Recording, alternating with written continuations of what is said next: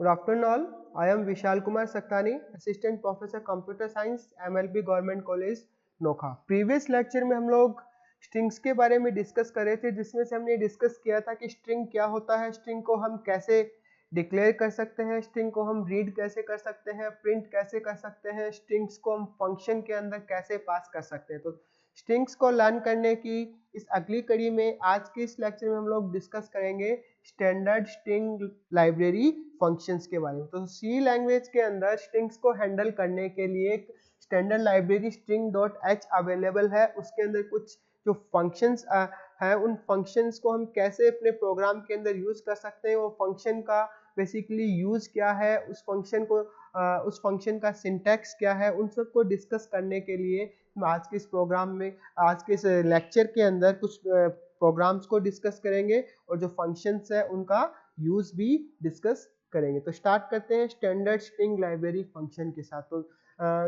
सी language, सी compiler जो है वो स्ट्रिंग्स को हैंडल करने के लिए एक बहुत ही यूजफुल लाइब्रेरी, एक हेडर फाइल string.h जो है वो प्रोवाइड करता है। और string.h के अंदर बहुत सारे स्ट्रिंग्स को हैंडल करने के लिए यूजफुल फंक्शंस है, और उन फंक्शन बहुत सारे फंक्शंस है, लेकिन उनमें से जो मोस्ट कॉमनली जो फंक्शन हम यूज करते हैं अपने प्रोग्राम के अंदर, उनको हम आज के इस लेक्चर में यहाँ पे डिस्कस करेंगे। तो ये फंक्शन कौन से हैं, इन फंक्शंस का यूज क्या होता है, वो हम यहाँ पे आज देखते हैं। तो सबसे पहले एक फंक्शन है strlen। तो ये फंक्शन यहाँ पे इसका जैसे कि नेम जो है यहाँ पे इंडिकेट कर रहा है len, बेसिकली ये लेंथ फाइंड आउट करने के लिए। तो किसी भी स्ट्रिंग की लेंथ हमें अगर पता करनी हो तो उसके लिए हम strlen फंक्शन को यूज करते हैं। प्रोग्रामिंग एग्जांपल जो नेक्स्ट स्लाइड्स में जो प्रोग्रामिंग एग्जांपल है उसकी हेल्प से हम देखेंगे कि इस फंक्शन को हम अपने प्रोग्राम के अंदर कैसे यूज करते हैं। फिर दूसरा फंक्शन है strlwr। तो किसी भी स्ट्रिंग के अगर जितने भी कैरेक्टर्स हैं उनको लोअर केस में कन्वर्ट करना हो तो उसके लिए हम strlwr यूज करते हैं।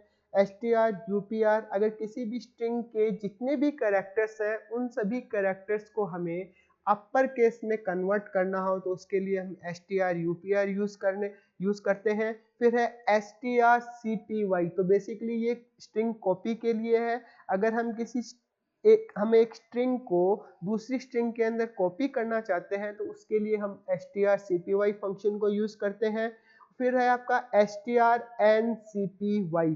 तो अगर किसी स्ट्रिंग के हम फर्स्ट n कैरेक्टर्स को किसी दूसरी स्ट्रिंग के अंदर कॉपी करना चाहते हैं तो उसके लिए हम यहाँ पे strncpy यूज करते हैं। जैसे कि अगर मैं राइट करूं mlbgc, और mlbgc जो आपके 5 लेंथ का जो एक स्ट्रिंग है, और उसमें से अगर मुझे सिर्फ mlb कॉपी करना है जो कि उसके फर्स्ट 3 कैरेक्टर हैं, तो यहाँ पे n की वैल्यू 3 होगी, और वो आपका जो अगर इस फंक्शन के अंदर पास करें n की वैल्यू और जो आपका सोर्स एंड डेस्टिनेशन, तो उसके थ्रू हम उस स्ट्रिंग के फर्स्ट n कैरेक्टर्स को दूसरी स्ट्रिंग के अंदर कॉपी कर सकते हैं। फिर है strdup जो किसी भी स्ट्रिंग को डुप्लीकेट करने के लिए काम में आता है। strrev, तो strrev बेसिकली किसी भी स्ट्रिंग को रिवर्स करने के लिए काम में आता है। जैसे कि अगर हम राइट करते हैं mlbgc, और mlbgc को अगर हम रिवर्स करें तो ये आपका बनेगा cgblm। तो बेसिकली किसी भी स्ट्रिंग को रिवर्स करने के लिए हम strrev फंक्शन को यूज करते हैं। फिर आता है आपका strcat। तो ये जो strcat फंक्शन है वो स्ट्रिंग कॉन्कैटिनेशन के लिए यूज करते हैं। तो कॉन्कैटिनेशन का मतलब होता है एक स्ट्रिंग के साथ में दूसरी स्ट्रिंग को जोड़ना। जैसे कि हमारे पास में अगर 2 स्ट्रिंग है mlbgc और एक स्ट्रिंग और दूसरी स्ट्रिंग है नोखा, और हम इन दोनों स्ट्रिंग्स को अगर आपस में जोड़ना चाहते हैं और बनाना चाहते हैं इसको mlbgc नोखा, तो इसके लिए हम एक सिंपल सा यहाँ पे एक फंक्शन strcat यूज कर सकते हैं, और उसकी हेल्प से हम दोनों स्ट्रिंग्स को यहाँ पे जोड़ सकते हैं। फिर नेक्स्ट फंक्शन आपका अगेन strlen, जो क्या अभी हम डिस्कस कर चुके हैं स्ट्रिंग की लेंथ को फाइंड आउट करने के लिए। दूसरा है आपका strncmp। तो strncmp जो आपके किसी भी स्ट्रिंग के फर्स्ट एन कैरेक्टर्स जो दो स्ट्रिंग्स के फर्स्ट एन कैरेक्टर्स को कंपेयर करता है। एक यहाँ पे एक होता है strcmp, तो strcmp दो स्ट्रिंग्स को लेक्सियोग्राफिकल ऑर्डर में इसको कंपेयर करता है। तो अगर किसी भी स्ट्रिंग के अगर आपका जैसे लेक्सियोग्राफिकल ऑर्डर का मतलब है ए बी सी डी, तो ए की बेसिकली ए जो है वो लेक्सियोग्राफिकली बी से पहले आता है, बी जो है लेक्सियोग्राफिकली सी से पहले आता है। तो अगर हमारे पास में एक स्ट्रिंग है ए बी सी और दूसरा स्ट्रिंग है ए बी डी, तो ए बी सी और ए बी डी में आपका ए बी दोनों कैरेक्टर सेम है, लेकिन यहाँ पे तीसरा जो कैरेक्टर है सी, जो फर्स्ट स्ट्रिंग के अंदर दूसरी स्ट्रिंग के अंदर डी, तो यहाँ पे जो आपका सी और डी जो है उसमें से सी जो है वो आपका स्मॉलर है और डी लार्जर, यानी कि लेक्सियोग्राफिकली जो कैरेक्टर पहले अपीयर होता है वो स्मॉलर होता है और जो कैरेक्टर लेक्सियोग्राफिकली बाद में अपीयर होता है वो आपका लार्जर होता है। तो जो बेसिकली strncmp या strcmp strcmpi जो भी फंक्शंस हैं, ये सारे के सारे फंक्शन एक हमें इंटीजर टाइप की वैल्यू रिटर्न करते हैं, जो कि अगर दोनों स्ट्रिंग इक्वल होगी उस केस में 0 रिटर्न करेंगे। अगर आपका पहली स्ट्रिंग लेक्सियोग्राफिकली लार्जर होगी तो positive value greater than 0 value return करेंगे, और आपका अगर सेकेंड स्ट्रिंग लार्जर होती है तो उस केस में आपका एक नेगेटिव वैल्यू रिटर्न करेंगे। तो बेसिकली strcmp दो स्ट्रिंग्स को कंपेयर करता है, strncmp दो स्ट्रिंग के फर्स्ट एन कैरेक्टर्स को कंपेयर करता है, और strcmpi जो है वो आपके केस को मैच, जो आपके जितने भी उसके अंदर लेटर्स हैं उन लेटर्स के केस को मैच किए बिना स्ट्रिंग्स को कंपेयर करता है। यानी आई यहाँ पे बेसिकली इग्नोर केस है, आई स्टैंड्स फॉर इग्नोर केस। तो अगर हम यहाँ पे strcmpi को यूज करते हुए दो स्ट्रिंग को कंपेयर करते हैं, जैसे कि स्मॉल केस के अंदर mlbgc और कैपिटल केस के अंदर mlbgc, तो ये दोनों स्ट्रिंग को कंपेयर सेम, इस दोनों स्ट्रिंग को सेम ट्रीट करेगा, जबकि strcmp जो है वो दोनों स्ट्रिंग को डिफरेंट ट्रीट करेगा, और उस केस में जो आपके दोनों स्ट्रिंग इक्वल नहीं होंगी, जबकि strcmpi के केस में दोनों स्ट्रिंग इक्वल होंगी। उसके बाद में है strchr, तो strchr किसी भी स्ट्रिंग के अंदर जो यहाँ पे हम कैरेक्टर पास करेंगे उस कैरेक्टर का फर्स्ट अकरेंस फाइंड आउट करने के लिए होता है।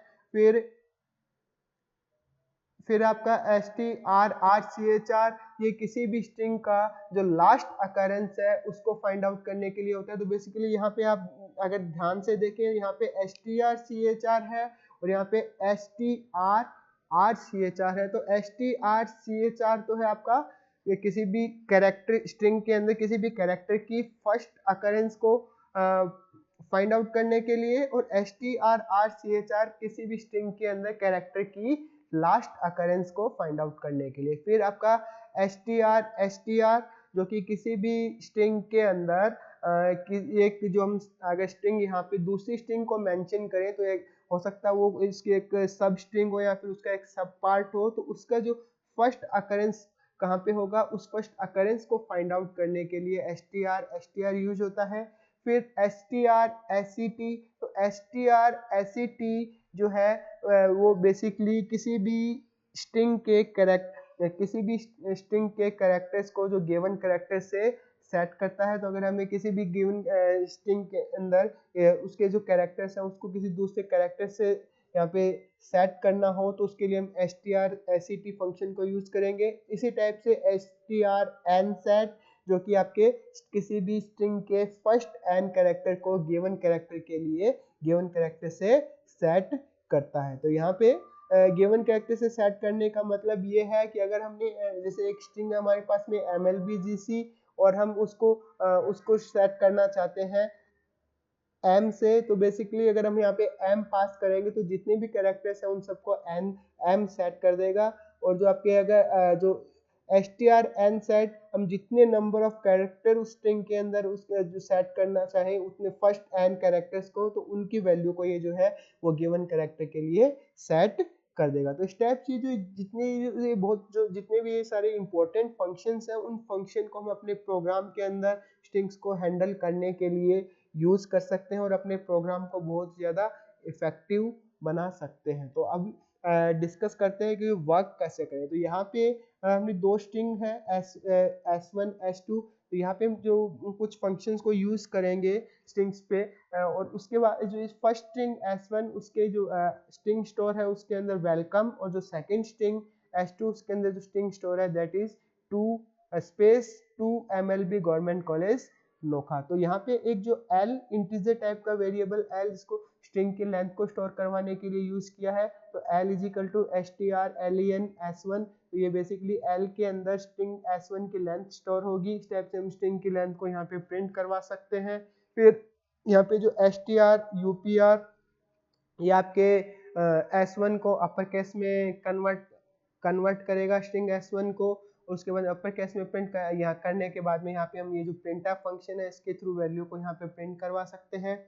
दूसरा str lwr यहाँ पे कॉल किया और उसके अंदर स्ट्रिंग पास किए S2। तो ये जो आपके S2 जो स्ट्रिंग है उसको लोअर केस में कन्वर्ट करेगा, और उस यहाँ पे प्रिंटफ स्टेटमेंट की हेल्प से हम S1 को जो आपका S1 को यहाँ पे लोअर केस में कन्वर्ट करा के प्रिंट कर सकते हैं। तो यहाँ पे हम, और दूसरा जो है strrev, तो ये आपके स्ट्रिंग को रिवर्स करेगा। तो S1 हमने इसमें पास किया तो S1 को ये रिवर्स करके यहाँ रिवर्स कर देगा, और जो यहाँ पे हम प्रिंटफ फंक्शन के थ्रू ये जो S1 को यहाँ पे प्रिंट करा के हम चेक कर सकते हैं कि स्ट्रिंग रिवर्स हुई या नहीं हुई। तो यहाँ पे जो आपको जैसे इस प्रोग्राम को एग्जीक्यूट कराएंगे तो पहला प्रिंटफ स्टेटमेंट जिसमें हमने स्ट्रिंग की लेंथ को प्रिंट करवाया S1 की जो 7 1 2 3 4 5 6 7। तो ये बात यहाँ पे ध्यान रखनी है कि जब भी स्ट्रिंग के लेंथ को काउंट करते हैं तो उसके अंदर नल कैरेक्टर जो है एज ए लेंथ काउंट नहीं होता है। नल स्ट्रिंग की लेंथ हमेशा नल कैरेक्टर से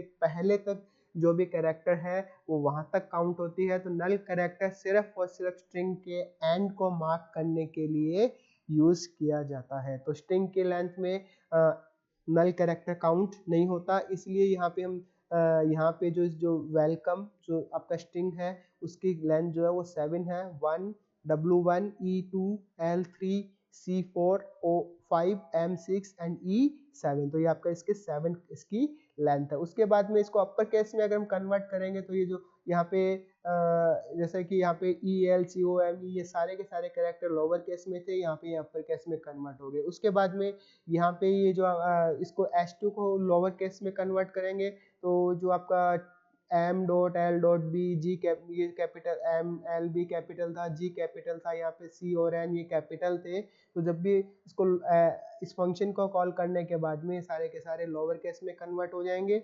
और उसके बाद में जो स्ट्रिंग रिवर्स जो strrev फंक्शन है वो S1 को यहाँ पे पास किया उसको रिवर्स कर देगा। तो यहाँ पे हम देख सकते हैं कि जो आप EMOCLEW जो कि आपका वेलकम का रिवर्स है। तो यहाँ पे स्टेप से हम देख सकते हैं कि जो strlen, strupr, strlwr, strrev इन फंक्शन को हमने प्रोग्राम के अंदर कैसे यूज कर सकते हैं। अब बात करते हैं कुछ दूसरे फंक्शंस की। तो उसके अगेन हमने यहाँ पे एक स्ट्रिंग S1 लिया है। स्ट्रिंग S1 के अंदर वेलकम स्ट्रिंग स्टोर इनिशियलाइज करवाया है, और स्ट्रिंग 2 के अंदर स्पेस एवरीवन एक्सक्लेमेशन मार्क इससे इसको स्ट्रिंग को इनिशियलाइज करवाया। फिर आपका जो एक थर्ड एक यहाँ पे कैरेक्टर एरे की फॉर्म में एक स्ट्रिंग डिक्लेयर की है जिसकी लेंथ 20 है। उसके बाद में जो अब यहाँ पे इस जो strcpy फंक्शन को यूज कर रहे हैं, तो strcpy फंक्शन के अंदर जैसा कि हम जानते हैं कि strcpy फंक्शन एक स्ट्रिंग के अंदर दूसरी स्ट्रिंग को कॉपी करने के लिए यूज करते हैं। तो जो यहाँ पे दो पैरामीटर पास करते हैं, पहला इसके अंदर वो स्ट्रिंग होती है जिसके अंदर हमें स्ट्रिंग को कॉपी करना है यानी कि डेस्टिनेशन, और दूसरा जो पैरामीटर है वो स्ट्रिंग होती है जिससे हमें कॉपी करना है यानी कि सोर्स। तो यहाँ पे जो पहला पैरामीटर जो डेस्टिनेशन को रिप्रेजेंट कर रहा है